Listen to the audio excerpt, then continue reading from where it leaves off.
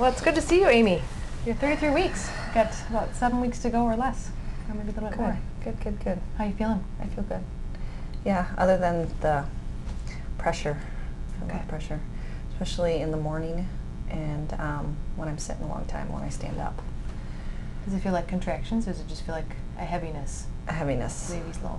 Yeah, and then, yeah, because my hips and my groin is what hurts. They kind of ache. Yeah, kind of like it's stretching. Does it prevent you from sleeping well? Yeah. Okay. Do you wake up if you need to reposition? Oh yeah, every night. Do you ever take Tylenol to help with that? Mm-mm. Do you have Tylenol at home? I have ibuprofen. You can't take ibuprofen, right? It'd be good to get some Tylenol. Sometimes it just helps with the mild aches and pains. Do you ever take a bath? Put hot water on it? But I should do that too. And I'm going to get a massage this week too. You are? Good. Full body massage. Good. And do you know, is it a pregnancy kind of sensitive place? And yeah. train people that work with pregnant people? Yeah. Okay. But right now, I mean, because there's those certain pressure points, right? But I mean, even if I did go into labor, like how... Yeah, and I don't think they're going to be trying to stimulate labor. I think that you don't need to worry about that. I'm just worried about relaxation and you being comfortable having a table that accommodates the pregnancy. So. Oh, okay. But what if, let's say I did go into labor tomorrow, how healthy is the baby right now with the lungs developing and the heart and everything like that? You're 33 weeks in a couple days, and typically, you know, full term is 37 weeks. We want moms and babies to deliver after 37 weeks. Typically because the lungs are ready, the heart is ready, all those things after are 37 weeks? After 37 weeks. Okay. Lungs really, the last things really to get ready. So between 34 and 37 weeks, the lungs are getting mature and getting stronger, and the baby will start practice breathing. And we can even see that in ultrasounds. They're also putting on fat. It's the last thing they put on this what's called brown fat, and that fat keeps them warm and protects them from exposure to the changing temperatures outside the womb. And so the biggest thing when babies come at 34 weeks is kind of where you deliver, if you deliver right now, is risks related to infection risk, exposure to viruses or bacteria, and changes in their temperature. And the other big thing is eating. They don't eat real well at 34, 35 weeks because they're working so hard and conserving their energy and trying to stay warm. And also their suck reflex isn't that strong. Okay. So the big things right now, the big challenges if your baby would be born would be breathing on its own, which would probably do fine, but would be working hard to do that, temperature control, and eating. And so the ideal time for babies to come is 37 weeks. Now 34 weeks is much better than 28 weeks as far as how the baby would probably do. Okay. So typically we have some moms that deliver at 34 weeks, and they're in the NICU sometimes, and neonatal intensive care for a What week. are they, about 4 or 5 pounds? Typically 4 pounds. Mine's the 6 average. pounds then right now. I don't know, we can tell if we're going to check you. But 4 is kind of average. Okay. So. Okay.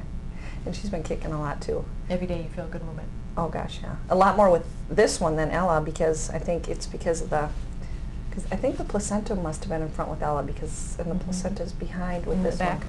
And that's so this one I can feel like all the time. And you feel movement every day. And typically we want moms to, I'm just looking for your ultrasound here, feel movement sometime in the morning, sometime in the afternoon, sometime in the evening. And then not really worry so much about the movement all day, but just knowing that, yeah, it's regularly moving, that it wasn't a real big change. If there's a big change, I want you to call me or call the clinic and let us know. Okay. I'm just going to take a look at where your placenta is and see if that's right. This is your this is your ultrasound from June, and it says the placenta's in the back. So where it implanted on the back of your uterus, it allows you to feel more movement in the front because where the placenta is. I mean, I actually like it better because it feels cool. Good. So massage I think is great. I think Tylenol would be a good thing to consider, even a hot water bottle. If you have that, that sometimes helps just with the kind of achiness. Okay. But you don't feel uterine contractions. You don't feel cramping like the baby's No, coming. but sometimes when I get up, I feel like sharp pains Pulling. going through my abdomen. Yeah. Yeah. And that's, the uterus is tethered with ligaments, and they come from the back and they wrap down into your groin. And so when you move real quickly, or the baby changes position, you get a real stitch in your groin area, and that's normal, but it's related to position. It's like I just have to stand there for a minute, because yeah, I can't move. Okay. And we discussed that I want to do epidural again, right? Okay. It worked well for you last time. Yeah, drugs. Good. Epidurals are good. So typically, we'll just, things are going to go probably a lot faster. I mean, last time your water broke and then you were in the hospital for a couple days, and that's only about 10% of the time does water break before people are in labor. Usually they're in labor first, and then the water breaks. Oh, really? Mm-hmm. So I don't have to worry about... Typically labor starts and then the water breaks later. Your water broke and then your labor. We had to induce your labor because you weren't in strong enough labor. Oh, I didn't know that. I always thought that the water... Okay, so I'll probably get labor pains first. And then, well, then I don't even know how many minutes and stuff like that, because I didn't... It didn't happen last time. Because with Ella, I was already in the hospital and I didn't have to pay attention to any of that stuff. The things we want you to call us about and let us know they're going in labor. The things that tell us that you're in labor are, one, if your water breaks. We always want to hear about it. So I want you to give us a call or give me a call when your water breaks. The baby's not moving regularly, we want to hear about that. But as far as labor goes, it's contractions or menstrual type cramps that come, they can come real irregular. They can be one every 20 minutes. It's probably not going to bring the baby, but once every 5 minutes or closer. If you feel a strong contraction that's lasting 30 seconds or more, it's uncomfortable. So that's when you should call. It's variable from woman to woman. Some women can't tolerate it every 10 minutes. Some women can tolerate up to every 2 minutes. Well, we want to see you long before the contractions are every 2 minutes apart, or at least hear from you. Some people have contractions that are not painful. Those probably aren't going to bring the baby either. But typically people have painful contractions, and that's a sign of labor's becoming regular and going to bring the baby. And then when do you start to dilate? Anytime. I mean, you could be dilating a little bit right now. We usually typically dilate when your contractions are coming regularly. So most moms, if it's their second baby, their labor is cut in half. Oh, it will be? Typically. Promise? Yes. I promise.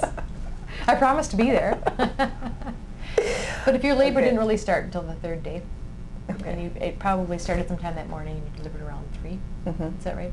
No, 10. 10 in the morning. I'm trying to think of when I got there. Was it 5 or 6 in the morning? And labor really didn't start until close to 8. Right. We had a pretty short labor once labor started. It went from 3 to 10 in a matter of a couple hours. Yes. So typically that time is cut in half. And the pushing phase, typically for first-time moms, is 2 hours. That's the average. Second time is usually about 20 minutes. So your first labor pushing experience, I think, was less than an hour. Okay. 45 minutes. So probably wouldn't be any longer than that. Okay. Good. Barring that, the baby's in the similar position, and babies come in different positions, but typically they come with the babies looking down at the ground, so as opposed to looking up, and that's how Ella came. Okay. What other thoughts do you have? Everything looks good. Your blood pressure looks great. 4 pounds too, I gained. What did you tell me last time I was here? How much more weight can I gain?